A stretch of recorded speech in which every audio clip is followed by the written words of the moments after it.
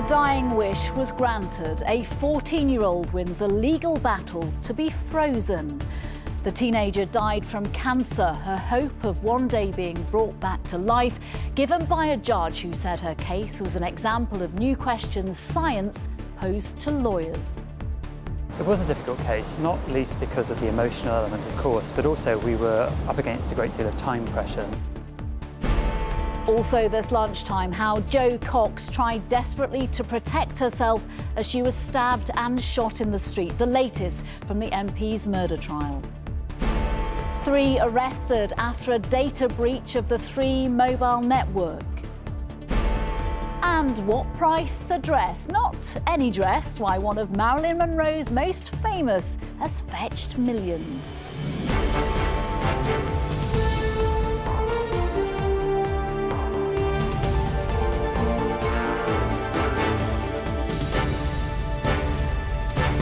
This is the ITV Lunchtime News with Nina Hussain. Good afternoon. In October, a 14-year-old girl who had just days to live was told by a High Court judge her dying wish could come true. The teenager wanted her body to be flown to America to be frozen in the hope one day she could be brought back to life and the cancer that killed her could be cured. In life, she didn't want to be identified. In death, her decision, which divided her parents, has reignited the debate on the relationship between the law and the potential medical technology of the future. Jenny Longdon has the details. This is a story about a teenage girl who had a terminal illness and her father's concern for her future, even in her dying days. We don't know their names, but we do know their anguish, written in emotional letters to a High Court judge. What she wanted was for her body to be cryogenically frozen, a process that takes place soon after death, in the hope that resuscitation and a cure are possible in the future.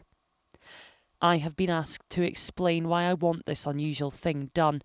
I'm only 14 years old and I don't want to die, but I know I'm going to. I think being cryopreserved gives me a chance to be cured and woken up, even in hundreds of years' time. But her father initially blocked the expensive process, which is how the case ended up in court. Giving evidence, he said, even if the treatment is successful and she is brought back to life in, let's say, 200 years, she may not find any relative and she might not remember things. She may be left in a desperate situation, given that she's still only 14 years old and will be in the United States of America. During the court case, he changed his mind, saying he respected her decision.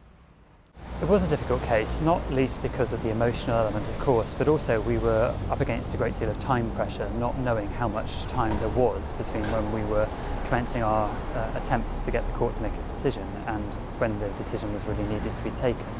Added to which, we were dealing with uncharted legal waters and trying to work out what it was exactly we were asking the court to do. The judge ruled that the girl's mother should decide what happened to her, but made it clear this case was not about the rights or wrongs of cryonics, but a family dispute about what should happen to their daughter's body. Following her death last month, she was taken to a specialist facility in the United States, where her body is now frozen. Alan Sinclair's wife has been cryogenically frozen. He believes it's worth the gamble. From what I've read, I think that she's read up about it. She's come to the conclusion, like lots of people do now, that it's a reasonable gamble. It's better than the alternatives. And she has got, in my opinion anyway, a chance of living. The case does give some hope to other British people who plan to take the same journey after they die. Summing up, the judge said this was the only case of its kind to come up in the courts in this country and an example of the new questions that science poses to the law. For the girl, it was the chance to know her dying wish would be fulfilled and a glimmer of hope that she might have a future. Jenny Longdon, ITV News. The case was described by the girl's solicitor as a dispute between parents, not a landmark ruling on people's rights to have their remains frozen. But it still reopened that debate. This is how it is said to work. Soon after death, patients are stored in ice and pumped with chemicals to preserve their organs. The body is then stored in a container filled with freezing nitrogen gas. The intention is effectively to defrost them and bring them back to life once new medicines have been invented. But so far, no one has ever been brought back from being cryogenically frozen. Well, for more on this, I'm joined by Dr. Hazel Briggs, Professor of Healthcare Law and Bioethics at the University of Southampton. Thank you for talking to me this lunchtime. Is this the stuff of science fiction, or one day could it actually work? Well, I'm not an expert on the science. I'm here in my capacity as a lawyer and bioethicist, but it seems to me that to pin hopes on this kind of technology is a bit far-fetched at this stage. We haven't, for example, even been able to freeze organs that we might use for transplantation and use them in the future. So there's a long way for science to go before this can be an effective way of circumventing the process of dying. Have you got any problem with the fact in this girl's case it gave her and her mother hope that one day in the future, even if that is hundreds of years away, she might be able to, I suppose, resume her life? Well, this case was really about whether or not particularly a person who is under the age of consent, is able to make a wish that can be respected in the future. Now, what the case was about was who should make that decision. It wasn't really about whether it was a decision about cryopreservation. However, given that that was the context, I do have concerns about whether offering this facility is potentially offering false hope to people who are very vulnerable, and we have to consider the financial implications involved in that, and that does worry me. Perhaps not a teenager, but anybody else thinking about this. Have you got any problem with anybody who has the financial means, and we're talking about a lot of money, who wants to go ahead with this if they've got a terminal diagnosis? Their money, their choice. Their money, their choice, absolutely. And if we're talking about adults who have the ability to make their own decisions, who are financially secure, and that's what they want to do with their money, then yeah, why not? But I do also worry about actually, can that wish ever come to fruition? But obviously, we all make bad bargains, and it may be a bad bargain, but if it is, I guess they'll never know. Indeed. Professor Briggs, thank you very much for joining me. Thank you. You're welcome. And there's more on our website about how the process of cryogenic preservation works. Just go to itv.com/news. The ambulance staff who tried to save Jo Cox gave evidence at her murder trial today. The court heard the MP tried to shield her face with her hands as she was shot in the head in Birstall in June. Paul Davis is following the case at the Old Bailey. Paul, distressing evidence heard this morning about Jo Cox's final moments. Yes, indeed. Grim evidence, both of the unsuccessful attempts to save her life and also of the injuries that claimed her life in Birstall that day. We heard from Dr. Ben Rayner. Now, he was a surgeon who carried out surgery in the back of an ambulance. He said that he arrived at the scene, saw her terrible injuries and realised he had to intervene. It was the only chance she had of surviving. He said he opened her chest and worked for 20 minutes with others until he conceded that he couldn't save her and declared that the MP was dead. We also heard from Dr. Richard Shepherd, a pathologist. He said his post-mortem had shown that Jo Cox had suffered 15 separate stab wounds and 3 gunshot wounds to the head and chest. He said that there was evidence that she had made a desperate attempt to ward off the attack. He said the injuries indicate that she raised her hands to protect her face. The bullet passed through her hand and fingers and then entered her skull. Thomas Mayer, the man accused of Jo Cox's murder, sat in the dock listening to all that, occasionally making notes. He's pleading not guilty, as I say. Now, just before the lunchtime break, the jury was shown the sawn-off gun that he is said to have used to take her life. The trial will continue this afternoon. Paul Davis, thank you. Next, every health secretary who's served in the last 20 years has condemned the government's failure to provide proper support to those suffering from mental health problems. It's after pledges were made to give mental and physical health equal status. They wrote of those concerns in a letter to the Times newspaper saying, "Despite the warm words, 1 year on, we see the same enduring injustice. The massive economic cost of neglect of mental ill health, estimated to be £105 billion a year, and the distress suffered by countless families across the country because of failures of the system adequately to support people in need." Our political correspondent Paul Brand is live in Westminster. Very unusual for health secretaries from the two main parties to agree. Yeah, you can imagine the intense pressure of everyone who's ever done your job for the past 20 years telling you they don't think you're doing it quite right. But that is exactly what Jeremy Hunt faced as he left home this morning. 9 former health secretaries all saying they are alarmed and dismayed that he is not putting mental health on a parity with physical health. It's clearly an attempt to put some pressure on before the autumn statement next week when cash is dished out to different departments. Other voices today also calling for more money for the NHS. This was the former Labour Health Secretary, Alan Johnson, doing his best to sound persuasive. So the public understand it, politicians understand it, this government understands it. It's not a ruck with this government. This is a cross-party attempt to say now you have to, in a sense, put your money where your mouth is. So how has Jeremy Hunt responded? Pretty much as you'd expect, the Department of Health saying that they are putting more money into mental health, over £500 million. But if you take a closer look at the figures, you begin to see the disparity between what the government is promising here and what they are delivering. So, for example, 28% of demand in the NHS is for mental health services, but they get just 13% of funding. And 2 in 5 trusts, according to the King's Fund, have actually had their budgets cut in the past year, with up to 75% of children who need mental health treatment not getting it. And one charity I spoke to earlier said this is actually a false economy here. The problem with all of this is that if people with mental health problems don't get the right support at the right time, it often means that they end up having to wait longer for the treatment. That treatment becomes more intensive and it's far more costly to the public purse. Well, we'll find out next week not just whether the Chancellor has heard these concerns, but whether he can actually respond to them. We think he will have less money than he'd like to have had thanks to Brexit. Paul Brand, thank you. There's been yet another setback for the inquiry set up to investigate historical child sex abuse. A group representing survivors has formally pulled out of the process. The Shirley Oaks Survivors Association described the inquiry as a staged, managed event. Our correspondent Juliet Bremner is here.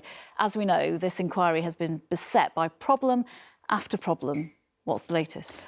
It's yet another blow, as you've indicated. Shirley Oaks is the largest group representing survivors. They claim that they were abused in former Lambeth local authority homes by what they say was a large paedophile gang. And they've withdrawn this morning because they're unhappy with all kinds of things, but particularly Alexis Jay, the new chair, who they don't think is competent to do this job. And their representative, Raymond Stevenson, has issued a very strongly worded rebuke. He says it's descended into an unpalatable circus, and this is what he adds. Now our members do not have to relive their worst nightmares in this stage-managed event, which has now been contrived in such a way that it enables the guilty to wash their dirty hands whilst the establishment pats itself on the back. As you know, this is just the latest twist in a troubled history of this whole saga. It was set up in July 2014 with a huge remit to investigate 13 areas of abuse, including allegations against local authorities, religious institutions and the armed forces. Alexis Jay is the latest chairwoman. We've already seen 2 very distinguished lawyers who were both removed because of their links to the British establishment. So they went overseas and found a New Zealand judge. She walked away as well. And to compound problems, key legal advisors have gone, led by Ben Emerson QC, and then 2 more senior lawyers. And to add to all this, the Labour politicians are now piling in, and they say it really has to be restarted if you're ever going to regain confidence in the process. In terms of the survivors... I understand legitimate concerns. I think that this is a very unfortunate move that may potentially undermine the confidence of survivors in the inquiry, and I think that's a dreadful, dreadful tragedy. Now, that was another group of survivors who say that they want it to go ahead. And Amber Rudd, who, of course, is the Home Secretary, says it is essential that we get behind the chair now. OK, Juliet Bremner, thank you. Still to come this lunchtime. Details on the data breach, the 3 mobile phone network. And forget the performance and focus on the dress, how this famous gown has gone for millions. But first, Buckingham Palace is getting a makeover. The government has agreed to spend £400 million on works that will take a decade. But it's not a glamorous restoration. The Treasury says the wiring and plumbing need urgent attention if the palace is to be kept safe. So where is the money coming from? Our correspondent Rupert Evelyn has the details. The Queen is getting the builders in, and it's not going to be cheap. £369 million over 10 years to replace, rewire and refit. Some of the electrics here are more than 60 years old and at immediate risk of causing fire or shocks. Many of the pipes are made of lead and need replacing along with the boilers. Behind the facade of the gilt-edged palace is a catalogue of work untouched for so long that the palace says doing nothing will ultimately cost more than doing it up. All these buildings have got to be done. Our children and grandchildren won't thank us if we let them fall into rack and ruin. This one hasn't had any work done on it for decades, and it is long overdue because bits of the building are falling off. Yeah, I mean, the monarchy is entirely funded by the taxpayer. Crown Estate is taxpayer money, and that belongs to the nation. So, yeah, all this money is simply money lost to public services. Although the Queen, Prince Philip and other royals will not have to move out, they do expect to move bedrooms and offices. Porter cabin-like temporary accommodation will be built in the gardens, living accommodation for staff regardless of status, but the royal family won't be sleeping on the lawn. Solar panels on the roof, subject to planning permission, all part of the plan for an environmental upgrade. Income from the Crown Estate that would have made it into the public purse will instead be diverted to the palace. Parliament will need to approve the plan, and soon, if, as hoped, the dust sheets will go down in the spring. 100 miles of electrical cabling, thousands of light fittings, 500 pieces of sanitary ware. That's toilets and basins to you and I. The numbers are big, just like the palace. Many will be watching very closely to ensure that this £369 million capital expenditure is kept within budget. Rupert Evelyn, thank you. Both the Scottish and Welsh governments are to be allowed to intervene in a court battle over how the Brexit process should be formally triggered. The UK government is already appealing against a High Court ruling that the Prime Minister must seek MPs' approval to begin the process of taking Britain out of the European Union. Now, Supreme Court judges have decided the cases for offering both the Welsh and Scottish administrations a vote should also be heard. But in the last few minutes, the Prime Minister, who has been meeting European leaders in Berlin, has insisted work remains on track to begin that process by the end of March. 3 men have been arrested after a data breach at the 3 mobile network. The company, which has 9 million customers, has confirmed its phone upgrade system was targeted. It says personal information may have been stolen. Our consumer editor, Chris Joy, is here. Goodness, what more can you tell us? I know. Here we go again. Another big household name telecom company, another data breach. This is a big firm. It's the fastest growing network, and millions of customers, I'm sure, will be anxious this lunchtime hearing all this. So let's straight away go through what we know so far about this breach. Well, 3 Mobile is big. 9 million customers in total. Names, addresses and emails could have been accessed, but they tell us financial details could not have been obtained. Now, what is important to say about all this, I've been speaking to them this morning, is that it's not a conventional hack. It seems that these culprits weren't aiming to steal data, they were aiming to steal phones. And what 3 Mobile say is that there have been about 400 thefts of high-priced handsets in the last 4 months. And it looks like what's happened here is the perpetrators have somehow managed to access the upgrade computer. And it looks also as if that has been done using authorised logins, in other words, not an outside hacker. Now, what the company says is that anybody involved will be contacted, and they say that figure of 6 million that's been reported of customers affected is exaggerated. Chris Choi, thank you. And finally, one of the most famous dresses of all time has been sold at auction for almost £4 million. The dress is the sequin gown worn by Marilyn Monroe as she sang "Happy Birthday, Mr. President" to John F. Kennedy in 1962. The dress was so figure-hugging, the star had to be sewn into it. Sangeeta Candola has more. Adorned in crystals, it took centre stage as Marilyn Monroe famously sang a breathless "Happy Birthday" to President Kennedy in 1962. 54 years later, it's back in the spotlight. Ladies and gentlemen, this dress just sold for about $4.81 million. $4.81 million. A world record price for a dress at auction, equating to £3.9 million and bought by Ripley's museum chain.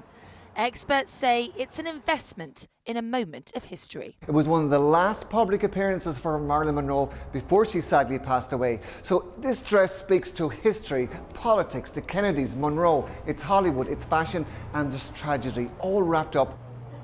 The actress also held the previous record, a white dress from the film The 7-Year Itch, fetching $3.7 million.